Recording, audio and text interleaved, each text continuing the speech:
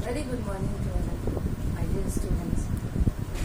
I'm Anshu Walter, science teacher, and today I'm going to teach you the next chapter of science, that is Fibre to Fabric, chapter 3, belongs from chemistry. Before that, I want to show you the science book. This is your science book, Living Science for class 6. Which you have to study in this session. Let's start the chapter. Fibre to fabric. First of all, we must know what is fibre. Fibre is a very thin strand, just like hair, which is used to make clothes. So it is a basic unit to make clothes. Now fibers make yarns, and then yarns make fabrics. So fibers make yarns and yarns make fabrics. Before that, we must know why do we need clothes. We need clothes to protect ourselves from winter season, from extreme heat, cold, insects, harsh sunlight, etc. It also makes us smart. In ancient time, long ago, people had no clothes. There was no invention of clothes. That time, people used animal skins in winter season, and in summer they can just cover their body with leaves, bark of trees, grasses, etc. After that, clothes was invented. Now, fibers are of two types: natural fibers and synthetic fibers. Natural fibers which is obtained from nature, like plants and animals. Some plant fibers like cotton, jute, and animal fibers which is obtained from animals like wool and silk. Wool is obtained from sheep, yak, llama, alpacas, and silk is obtained from silkworm.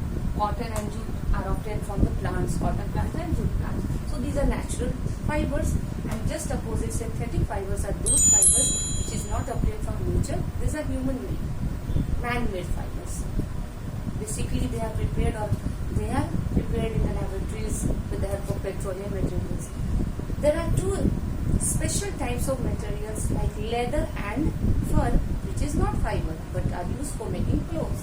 Now move on the next topic, that is cotton.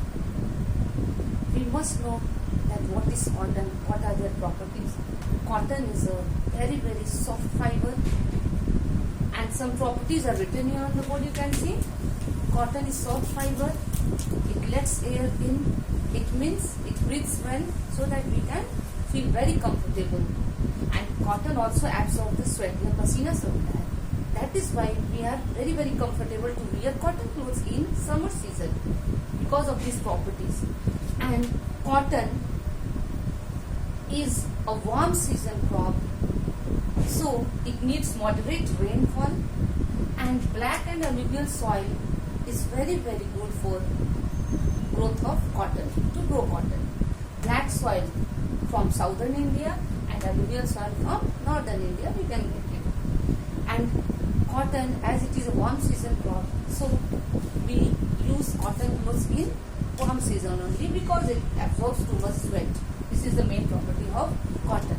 The cotton plant is sown just in May and September, and the harvesting begins after October season.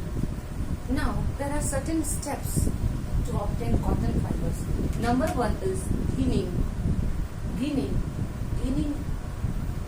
In this process, the cotton balls, after maturing, when the cotton balls mature, then they burst and all the seeds are coming out. The seeds are covered with fibers. You can see it easily. The seeds covered with fibers. Now these fibers are separated with this cotton seeds by the help of machines, combing process. This is ginning process. After ginning process, now these fibers are spun into yarn and known as spinning process. The fibers spun into yarns is called a spinning process, which is done with the help of machine. Traditional in India, this spinning process is done with charkha, etc. Nowadays, it is done with machines. Now, the third step is weaving. Weaving step, a fabric is made up of two sets of yarns arranged together. You can say that in third weaving process, the yarn makes the woolen clothes by weaving process with the help of machine and all. Now, second fiber, that is wool, is obtained from sheep. First of all, shearing is done. Shearing is the removal of sheep hair, which is done in the hot season, summer season. After shearing, after removing the wool from the body of sheep, then it is sent to the mills. It is packed in the bales and sent to the mills, where it is cleaned nicely, combed, and spun into fibers. And then after weaving and knitting, the clothes, woolen clothes, are prepared. Woolen, the very important properties of woolen is that woolen clothes, it is very fluffy, so it retains lots of air.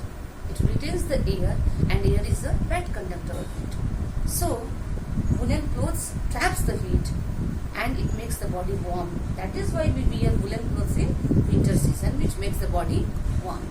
This way, today we have studied about fiber, its definition. Fiber makes the yarn, yarns make the fabrics, types of fibers, natural and synthetic fibers, cotton properties, woolen properties.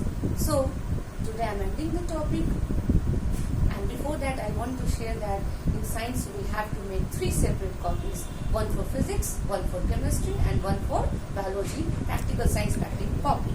That's all. Have a nice day. Thank you.